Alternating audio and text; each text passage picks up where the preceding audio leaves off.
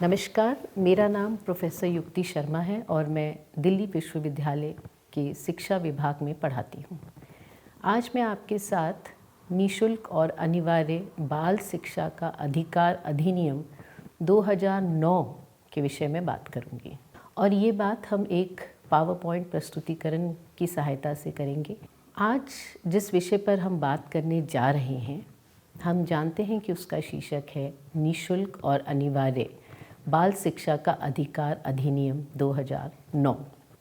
इससे पहले कि हम निःशुल्क और अनिवार्य बाल शिक्षा का अधिकार अधिनियम के बारे में विस्तार से बात करें, हम आप लोगों के समक्ष ऐतिहासिक परिप्रेक्ष्य को रखने की कोशिश करना चाहते हैं।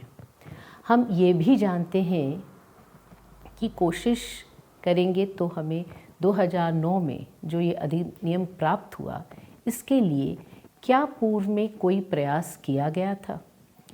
यह अधिनियम क्यों लाया गया था? क्या पूर्व में भी हमें प्राथमिक शिक्षा निःशुल्क और अनिवार्य दी जाती थी? इन सब बातों को समझने के लिए हम इतिहास में क्रमवार घटित हुई कुछ घटनाओं को बतलाने का प्रयास करेंगे, ताकि हम निःशुल्क और अनिवार्य शिक्षा की महत्ता को समझ सकें और इसमें हुए प्रगतिशील सुधारों को स्पष्ट कर सकें। हम सब ये जानते हैं कि 1947 से पहले भारत ब्रिटेन का एक उपनिवेश था और हमारे ऊपर प्रत्यक्ष रूप से अंग्रेज़ों का शासन था और इसी क्रम में जो सुधार ब्रिटेन में होते थे वो भारत में भी संदर्भित होते गए। जैसे कि 1870 में ब्रिटेन में अनिवार्य शिक्षा प्रारंभिक शिक्षा अधिनियम का कानून संसद में पास हुआ और उसके बाद ही 1882 में भारतीय शिक्षा आयोग हंटर कमीशन के सम्मुख भारतीय लोगों ने 4 साल के लिए निःशुल्क और अनिवार्य शिक्षा की मांग रखी। इसके बाद बड़ौदा के महाराज ने अमरोली तालुका के 9 गांवों में निःशुल्क और अनिवार्य शिक्षा शुरू की। इसके बाद 1903 में पूरे बड़ौदा प्रांत में लड़कों के लिए उम्र 7 से 12 वर्ष और लड़कियों के लिए उम्र 7 से 10 वर्ष तक की आयु के लिए लागू की गई। 1903 में गोपाल कृष्ण गोखले ने भी विधानसभा में निःशुल्क और अनिवार्य शिक्षा का बिल पेश किया, जो कि 1911 में खारिज हो गया। इसके बाद फिर हर्टांग समिति ने प्राथमिक शिक्षा को गुणवत्तापूर्ण बनाने की सिफारिश की एवं अपव्यय और अवरोधन को कम करने की बात की। 7 साल तक दी जाने वाली बुनियादी शिक्षा की भी बीच में बात हुई और फिर सार्जन कमीशन ने 6 से 14 साल तक आयु के लिए निःशुल्क और अनिवार्य शिक्षा की सिफारिश की। जिसके बाद हम जानते हैं कि 1950 में भारतीय संविधान में निःशुल्क और अनिवार्य शिक्षा का प्रावधान किया गया और उसके बाद शिक्षा को संघ सूची से समवर्ती सूची में भी डाल दिया गया। उसके बाद 2002 में एक बहुत बड़ा बदलाव जो आया, जो हमारे संविधान में संशोधन के बाद आया, जिसमें शिक्षा का अधिकार एक मौलिक अधिकार सबके लिए बन गया। अब ये अधिकार तो बन गया, पर इस अधिकार को प्राप्त करने के लिए कौन कार्य करेगा और किसका कर्तव्य होगा ये देखने का कि सबको ये अधिकार मिले। इस पर काफ़ी चर्चाएं होती रहीं और इन चर्चाओं का ये निष्कर्ष निकला कि हमें एक कानून चाहिए जो ये निर्धारित करे कि ये उत्तरदायित्व किसका है। इस कारण 2009 में निःशुल्क और अनिवार्य बाल शिक्षा का अधिकार एक कानून बन गया, एक कानून के रूप में आया। 2-3 बातें जो इसके बारे में मैं कहना चाहूँगी कि ये अधिनियम को अगर आप देखेंगे तो इसमें कुल 7 अध्याय दिए गए हैं और इस अधिनियम के अंदर 39 धाराएं भी हैं। इस प्रस्तुतिकरण में हम सब अध्यायों की या धाराओं की तो बात नहीं कर सकते, पर हम कुछ के बारे में चर्चा करेंगे। अध्याय 1 अगर हम देखें और उसकी धारा 1 देखें तो उसमें बहुत ही सहज रूप से इस अधिनियम का नाम लिखा गया है, जो कि निःशुल्क और अनिवार्य बाल शिक्षा का अधिकार है। इसके विस्तार के बारे में दिया गया है कि संपूर्ण भारत गणराज्य में सिवाय जम्मू और कश्मीर में लागू करा जाएगा, पर अब जम्मू और कश्मीर में भी लागू हो गया है क्योंकि हम जानते हैं कि वहाँ भी बदलाव आ चुका है। और इस अधिनियम का प्रारंभ हुआ 1/4/2010 से।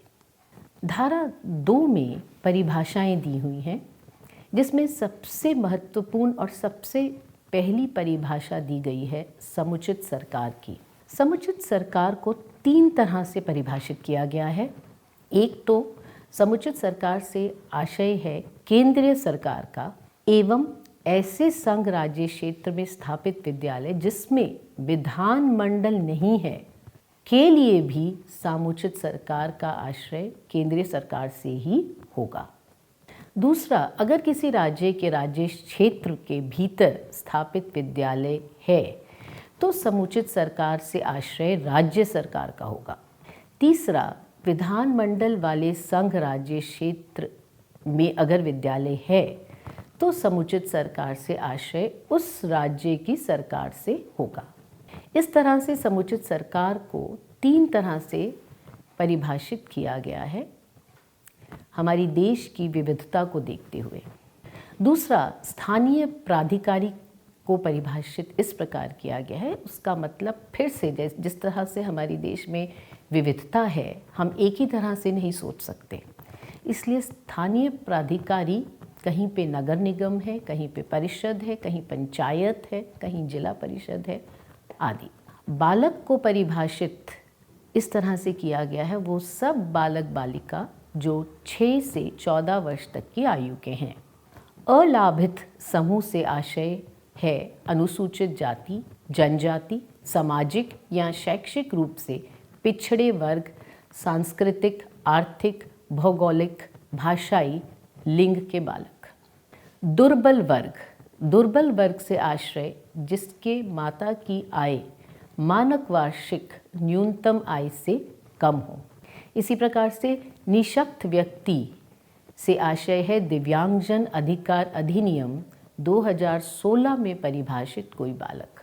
2016 से पहले हम 1995 वाले अधिनियम को मानते थे और अब हम 2016 को मानते हैं। हालांकि हम ये समझते हैं कि ये अधिनियम 2009-2016 से पहले आया था।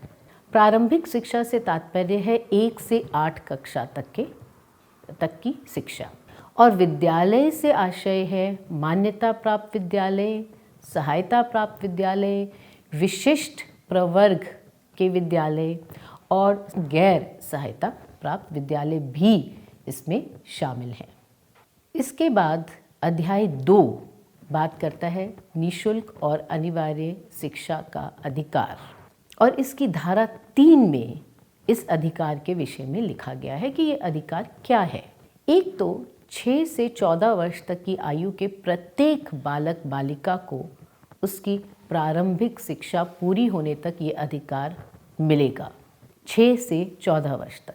दूसरा, निःशक्त व्यक्ति समान अवसर अधिनियम संरक्षण और पूर्ण भागीदारी अधिनियम 1995 में परिभाषित बालक को भी प्रारंभिक शिक्षा का अधिकार प्राप्त होगा। चूँकि अब दिव्यांगजन अधिकार अधिनियम 2016 आ चुका है, तो इसमें वर्णित प्रावधान से दिव्यांग बच्चों को 6 से 18 वर्ष की आयु तक निःशुल्क और अनिवार्य शिक्षा प्राप्त करने का अधिकार है।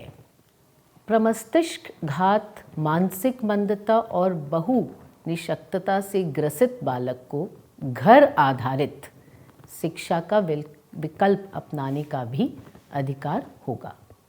इसके अलावा धारा 4 में ये कहा गया है कि विद्यालय में प्रवेश से वंचित या जो प्रारंभिक शिक्षा पूरी नहीं किए हैं उनके लिए विशेष उपबंध हों।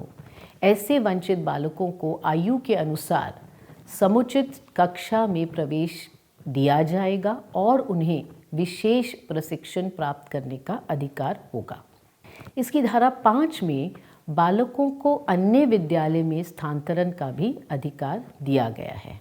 अध्याय 3 बहुत ही महत्वपूर्ण है क्योंकि इसमें समुचित सरकार, स्थानीय प्राधिकारी और माता पिता के कर्तव्यों के विषय में दिया गया है।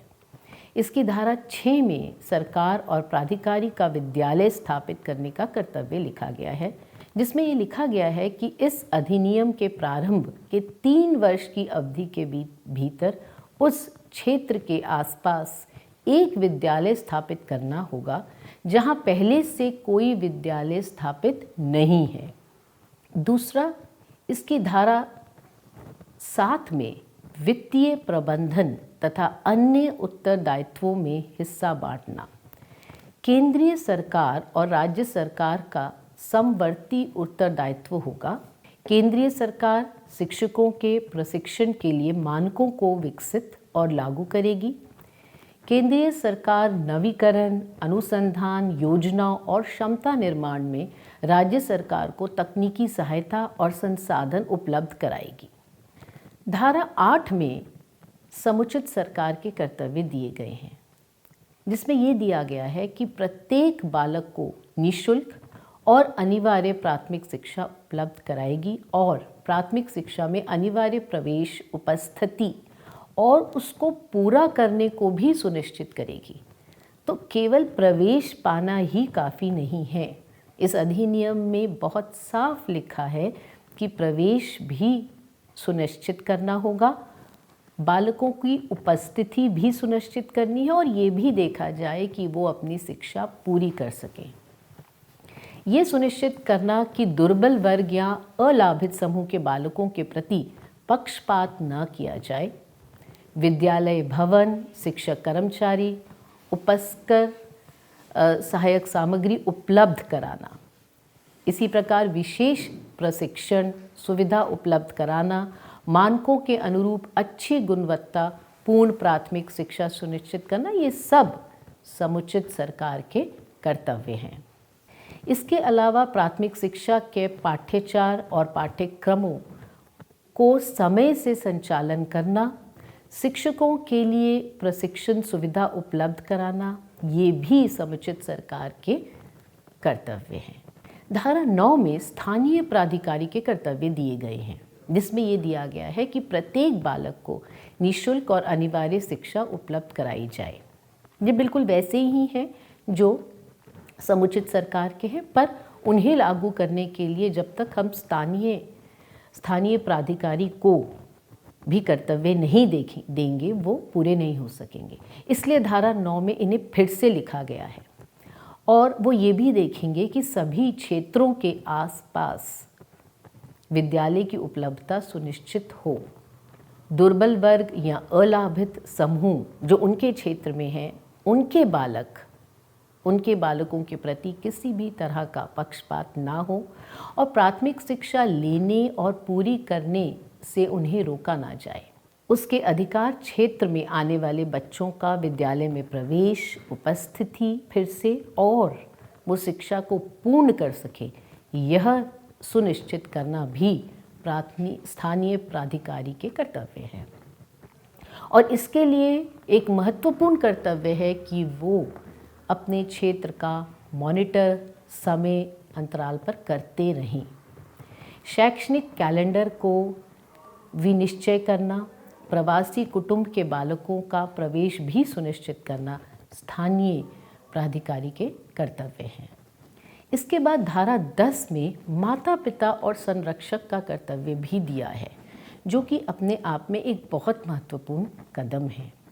आज तक हमने माता पिता के कर्तव्य की कभी बात नहीं करी इस तरह से एक कानून के रूप में, और ये लिखा गया है स्पष्ट शब्दों में कि माता पिता आसपास के विद्यालय में प्राथमिक शिक्षा के लिए अपने बालक या प्रतिपाल्य का प्रवेश करवाएं और उन्हें भेजें। तो ये माता पिता का भी कर्तव्य है। धारा 11 में समुचित सरकार द्वारा विद्यालय पूर्व शिक्षा की व्यवस्था करें। 3 वर्ष से अधिक आयु के बच्चों के लिए आरंभिक बाल्यकाल देखरेख और शिक्षा की व्यवस्था, जब तक बच्चे 6 वर्ष के न हो जाएं, उन्हें विद्यालय पूर्व निःशुल्क शिक्षा की व्यवस्था की जाए। ये तो था अध्याय 3। अब अगर हम अध्याय 4 देखें तो वहाँ पर विद्यालयों और शिक्षकों के उत्तरदायित्व दिए गए हैं। और धारा 12 में विद्यालय का उत्तरदायित्व इस प्रकार दिया गया है कि समुचित सरकार या स्थानीय प्राधिकारी द्वारा स्थापित या नियंत्रणाधीन सभी विद्यालय सभी बच्चों को निःशुल्क और अनिवार्य शिक्षा प्रदान करेंगे। सरकार से सहायता प्राप्त विद्यालय में प्रवेश बालकों के 25% अनुपात को निःशुल्क और अनिवार्य शिक्षा प्रदान करेगा। विनिर्दिष्ट प्रवर्ग, जो स्पेशल कैटेगरी के बच्चे हैं, का कोई विद्यालय अगर है या गैर सहायता प्राप्त विद्यालय है, तो वो भी पहली कक्षा में नामांकित कुल बालकों के 25% अलाभित या दुर्बल वर्ग के बालकों को प्रवेश देगा और प्राथमिक शिक्षा पूर्ण होने तक निःशुल्क और अनिवार्य शिक्षा देगा। इसके बाद धारा 21 में विद्यालय प्रबंधन समिति बनाने की बात हुई है, जो कि फिर से अपने आप में एक बहुत महत्वपूर्ण और नया कदम है।